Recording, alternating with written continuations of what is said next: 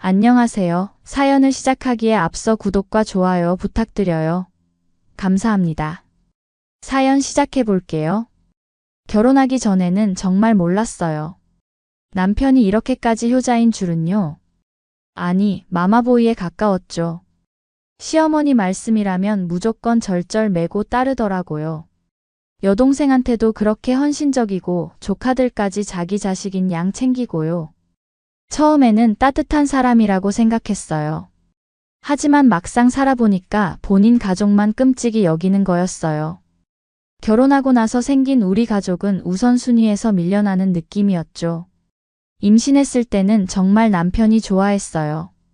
그래서 아이가 태어나면 달라질 거라고 기대했죠. 하지만 현실은 달랐어요. 딸아이가 태어나고 저는 휴직을 했어요. 신생아 육아가 얼마나 힘든지 겪어본 사람은 알 거예요. 밤낮 없이 울어대는 아이 돌보랴, 집안일 하랴 정신이 하나도 없었죠. 그런데 남편은 퇴근하고 와서 딸아이 잠깐 안아보고는 금세 자기 할 일 하더라고요. 육아는 온전히 제 몫이었어요.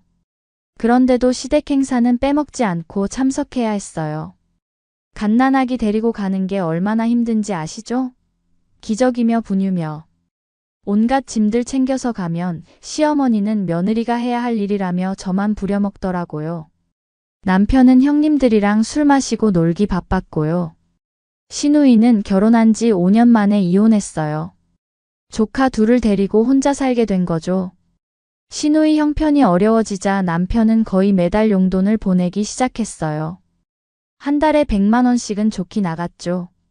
우리도 아이 키우고 대출금 갚고 하는데 솔직히 말하면 저는 그 돈이 아까웠어요. 어쩌다 한두 번이 아니라 매달 거의 고정지출처럼 나가니까요. 하지만 말하면 가족인데 당연한 거 아니냐며 오히려 저를 이기적인 사람 취급하더라고요. 용돈만 주면 그나마 참을 만했는데 조카들을 자꾸 우리 집으로 데려오는 거예요. 저는 갓난아기 돌보느라 정신없는데 초등학생 둘을 더 챙기는 게 쉬운 일이 아니었어요. 그래도 참고 살았어요. 결혼이라는 게 서로 양보하며 사는 거라고 생각했거든요. 하지만 시누이가 재혼한다고 했을 때부터 상황이 급변했어요. 시누이가 만난 남자는 금융업계에서 일하는 40대 초반의 초혼 남성이었어요. 경제적으로 여유가 있고 나름 괜찮은 조건이었죠. 그런데 문제가 있었어요. 그 남자가 아이들은 데려오지 말라고 했다는 거예요. 시어머니가 저한테 전화를 했거든요. 뭔가 불길한 예감이 들었어요. 시어머니는 다짜고짜 조카들을 저보고 키우라고 하더라고요. 신우가 혼자서는 키우기 힘들고 재혼하는데 남자 쪽에서 아이들은 원치 않는다고 했다면서 저보고 키워주면 좋겠다는 거였어요. 어차피 우리도 딸 하나뿐이니까 외롭게 키우지 말고 오빠 언니 있으면 더 좋다면서요. 순간 머리가 하얘졌어요. 제 딸이 이제 돌도 안 됐는데 초등학생 2명을 더 키우라고요? 그것도 신우의 재혼을 위해서요? 제가 그건 말이 안 되는 일이라고 했어요. 그리고 저는 지금 제 딸아이 키우는 것만도 벅차다고요. 그랬더니 시어머니는 조카들 얌전하고 착한 애들이고 저는 집에 있어서 시간도 많은데 뭐 어떻냐고 하는 거예요. 갓난아기 키우는 게 한가하다고 생각하시나 봐요. 게다가 신우 아이들을 왜 제가 키워야 하나요? 멀쩡히 신우가 있는데 말이죠. 남편이 퇴근해서 돌아왔을 때 이 이야기를 했어요. 당연히 반대해 줄 거라고 생각했거든요. 그런데 남편 대답이 황당했어요. 무리긴 뭐가 무리냐며 우리 딸한테도 좋은 일이라고 하더라고요. 그냥 같이 키우면 되고 조카들도 이제 초등학생인데 뭘 그리 손이 많이 가겠냐며 오히려 우리 딸 봐주고 도움될 거라고 했어요. 제가 현실적으로 생각해보자며 제 자식도 키우기 힘든데 솔직히 조카들을 키우는 건 말이 안 된다고 했어요. 그랬더니 남편은 저보고 왜 일이 이기적이냐며 가족인데 서로 도와야 한다고 하더라고요. 이기적이라고요? 제가요? 자기 딸 육아는 신경도 안 쓰면서 조카들한테는 그렇게 신경 쓰더니 이제는 저보고 이기적이래요. 그날부터 매일 전쟁 같았어요. 시어머니는 하루도 빠짐없이 전화해서 조카들 이야기를 꺼내고 남편은 저를 이기적인 여자로 몰아세웠어요. 그러던 어느 날 더 기가 막힌 일이 터졌어요. 시누이가 집에 왔거든요. 재혼 이야기를 하러 온 거였어요.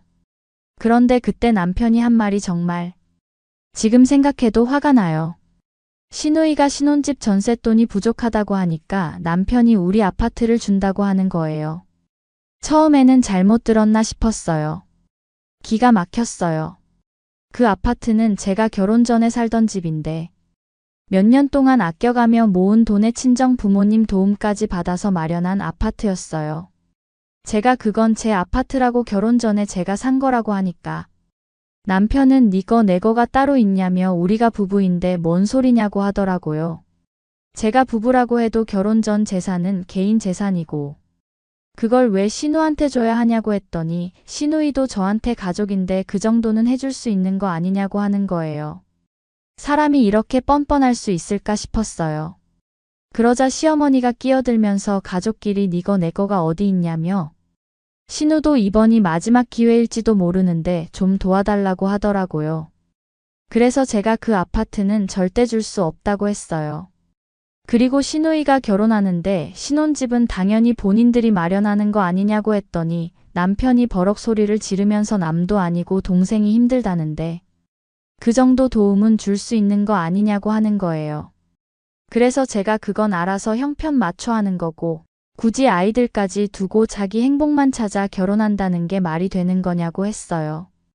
그랬더니 또 남편이 조카들은 우리가 키울 거라고 아무렇지 않게 말하더라고요. 물론 저는 안 한다고 했어요. 그날 이후로 집안 분위기가 완전히 바뀌었어요. 남편은 저랑 말도 안 하고 시어머니는 매일 전화해서 저를 타박하고 시누이는 원망 섞인 눈으로 저를 보더라고요. 한 달 정도 그런 상황이 계속됐어요. 저는 정말 지쳤어요. 갓난아기 돌보는 것도 힘든데 온 집안 사람들이 저를 적대시하니까 살기가 너무 힘들었어요. 어느 날 저녁 남편과 이야기했어요. 제가 이렇게 사는 게 맞냐며 정말 힘들다고 하니까 남편은 뭐가 문제냐고 하더라고요. 제가 가족이라고 해도 선은 있는 거 아니냐며 저는 우리 딸 키우는 것만으로도 벅차다고 했더니 남편이 그러면 어쩌자는 거야? 나보고 가족들이랑 연이라도 끊으라는 거야? 네가 그렇게 속 좁을 줄 몰랐네라고 하더라고요. 그래서 저도 확실히 말했어요. 연을 끊으라는 게 아니라 선을 지켜달라고. 나는 내 아파트 절대 줄 생각 없고 조카들 키울 생각도 없으니까 당신이 알아서 수습해. 끝까지 이기적이네. 진짜 너란 여자 지치고 질린다. 내가 왜 너 때문에 내 가족도 챙기면 안 되는 건데 넌 너밖에 모르냐?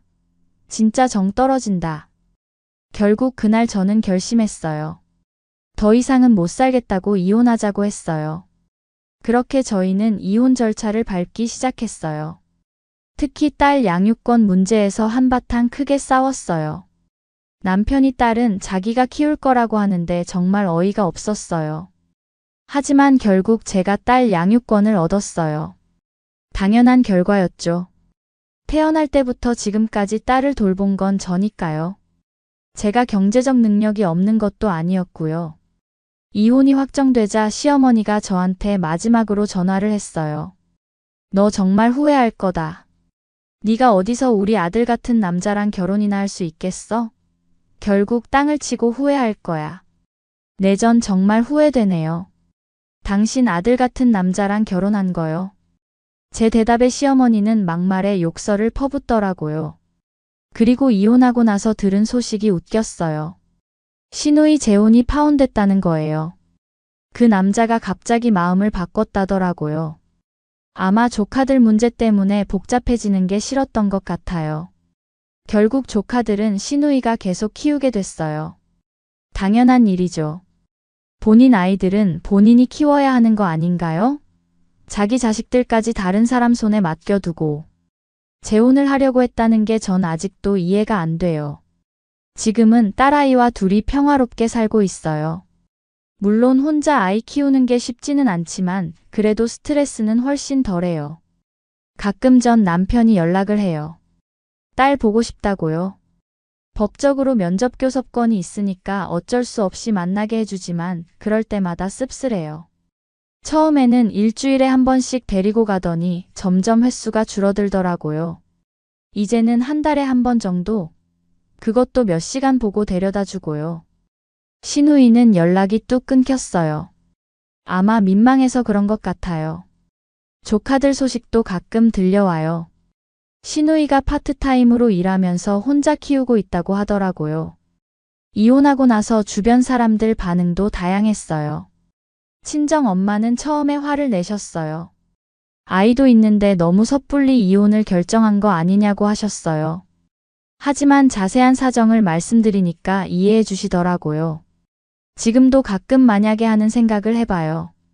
만약 그때 제가 양보했다면? 하지만 그런 생각을 할 때마다 다시 한번 확신해요. 제가 옳은 선택을 했다고요. 결혼 생활에서 가장 중요한 건 서로에 대한 존중인 것 같아요. 전 남편은 저를 존중하지 않았어요. 제 의견은 무시하고 제 감정은 고려하지 않고 제 희생만 당연하게 여겼어요. 그런 관계에서는 행복할 수 없어요. 이혼 과정에서 가장 힘들었던 건 주변의 시선이었어요. 하지만 그런 시선에 신경 쓰지 않기로 했어요. 제 인생인데 남들이 뭐라고 하든 상관없어요. 중요한 건 저와 딸아이의 행복이니까요. 딸아이를 보면서 다짐해요. 이 아이만큼은 절대 남에게 휘둘리지 않는 사람으로 키우겠다고요. 자신의 의견을 당당하게 말하고 불합리한 일에는 아니오라고 말할 수 있는 그런 사람으로요. 이혼 후의 삶이 이렇게 평화로울 줄 몰랐어요. 물론 매일이 정신없고 육아도 혼자 해야 해서 힘들지만 정신적으로 훨씬 건강해졌어요. 무엇보다 저답게 살 수 있게 된 게 가장 좋아요. 더 이상 눈치 보지 않고 억지로 참지 않고 제 생각대로 살 수 있어요. 요즘은 새로운 계획을 세우고 있어요. 딸아이가 어린이집에 가면 저도 복직하려고요.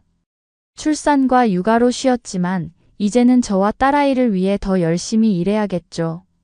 지금 이 순간도 딸아이는 제 옆에서 장난감 가지고 놀고 있어요. 평화로운 일상이에요.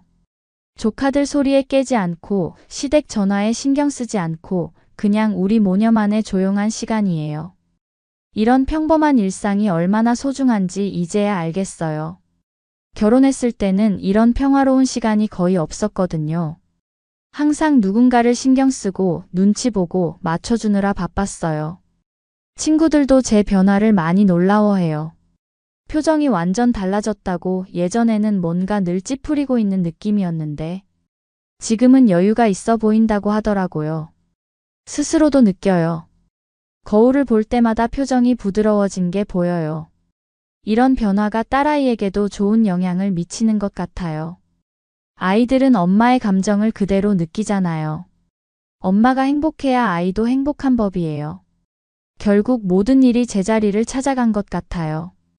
조카들은 엄마와 함께 살고 저는 딸아이와 함께 살고 각자 자기 인생을 살아가고 있어요.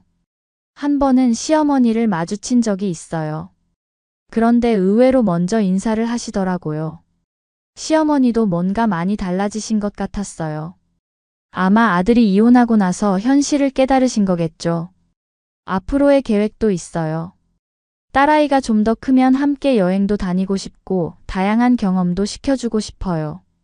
무엇보다 딸아이가 자신을 소중히 여기는 사람으로 자라기를 바라요. 누구에게든 함부로 당하지 않는 당당한 여성으로 키우고 싶어요. 그리고 저 자신도 계속 성장하고 싶어요. 엄마로서뿐만 아니라 한 사람으로서도요. 새로운 일에 도전하고 새로운 사람들을 만나고 새로운 경험을 쌓아가고 싶어요. 이혼이라는 선택이 쉽지는 않았지만 지금 와서 보면 제 인생에서 가장 잘한 선택 중 하나인 것 같아요. 무엇보다 정신 건강이 훨씬 좋아졌어요. 예전에는 항상 스트레스에 시달렸는데 지금은 마음이 편해요. 앞으로도 이렇게 살아갈 거예요. 딸아이와 함께 당당하게 행복하게. 그리고 언젠가 딸아이가 다 크면 제가 옳은 선택을 했다는 걸 인정받을 수 있을 거라고 믿어요. 제 긴 이야기를 끝까지 들어주셔서 감사합니다. 구독과 좋아요, 알림 설정까지 잊지 마세요.